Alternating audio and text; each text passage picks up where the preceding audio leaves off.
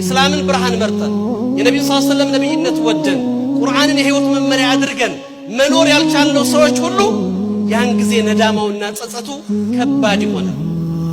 وقال الرسول መልእክተኛውም ብሎ ባለ ጊዜ አስተውስ ይላል إن قوم اتخذوا هذا القرآن مهجورا ዛሬ የኔና ያንተን ተጨባጭ ገልጻለ እነዚህ ሰዎች ቁርአንን ሸሹት።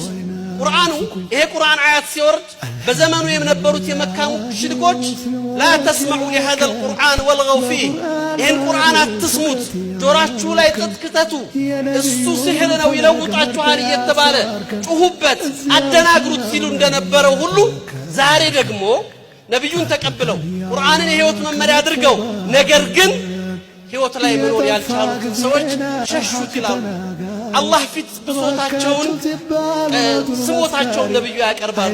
ጌታዬ እነዚህ ሰዎች እኮ ቁርአንን ሸሹት ይላሉ ረሱሉል አሚን ሰለላሁ ዐለይሂ ወሰለም። ቁርአንን መሸሽ ምንድነው? ቁርአንን ሐፍዘነው ሊሆን ይችላል። ቁርአኑን ተፍሲሩን ቀርተነው ሊሆን ይችላል። ቁርአን ህይወት መሆን ካልቻለ በእናንተ ማንነት ውስጥ በእያንዳንዳችን ህይወት ውስጥ መገለጽ ካልቻለ ቁርአንን ሸሽተነዋል። ምን ያህል ነው ከቁርአን ጋር ትስስር ያለ?